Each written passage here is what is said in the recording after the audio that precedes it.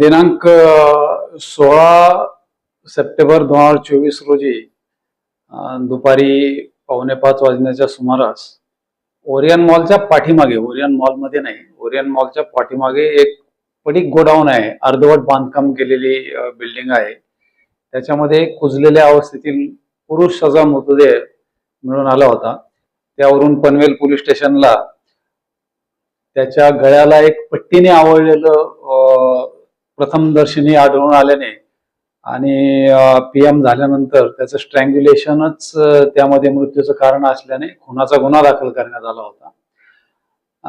जो मयत व्यक्ती आहे त्याचं अद्याप ओळख पटलेली नाही आणि कोणी मारलं याबद्दलही काही धागेदोरे किंवा पुरावे नव्हते. आमच्या क्राईम ब्रँचच्या युनिट 2चे सिनियर पीआय उमेश गवळी आणि त्यांचे सहकारी एपीआय फडतरे, PSI अभय शिंदे आणि स्टाफ या सगळ्यांनी मिळून त्या परिसरातील सर्व CCTV कॅमेरे, रेल्वे स्टेशनचा परिसर आहे, रेल्वे स्टेशनच्या बाहेरची बाजू आहे, सर्व CCTV कॅमेरे जवळपास 1 आठवडा ते पाहत होते. कारण मर्डर कधी झाला याची माहिती नव्हती. कुजलेली बॉडी होती, त्यामुळे त्याच्या पाठीमागं किती दिवसापूर्वी मर्डर झाला हे निश्चित नसलं तरी डॉक्टरांकडून साधारण 4 दिवसापूर्वी मर्डर झाला असावा असा एक अभिप्राय देण्यात आलेला होता. त्या आधारे त्यांनी त्या 2-4 दिवसातले कॅमेरे तपासले. त्यामध्ये मयत व्यक्ती एका संशयिताबरोबर त्या परिसरामध्ये फिरताना मिळून आला, परंतु दोघांची आयडेंटिटी पटलेली नव्हती.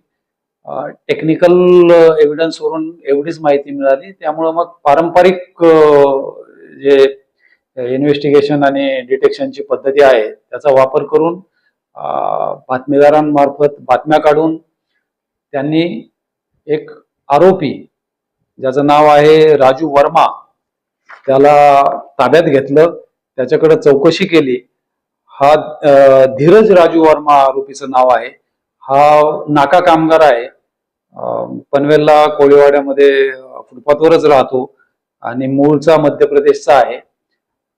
त्याच्याकडं चौकशी केली. त्याने गुन्हा केल्याची कबुली दिलेली आहे. त्याने मयत इस्माला पूर्वी ओळखत नसल्याचं सांगितलेलं आहे. त्या दोघांची एका ठिकाणी भेट झाली. तिथून ते काही खाण्यासाठी गेले आणि त्याच्या बिलावरून त्यांचे वाद झाले.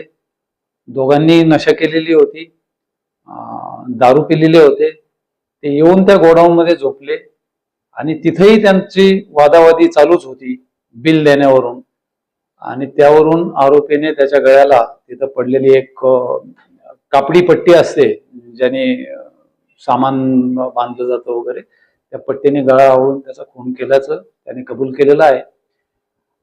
अद्याप मयताची ओळख पटलेली नाही. ते पटवण्याचं प्रयत्न क्राईम ब्रांच युनिट 2 आणि पनवेल पोलीस स्टेशन करत आहे.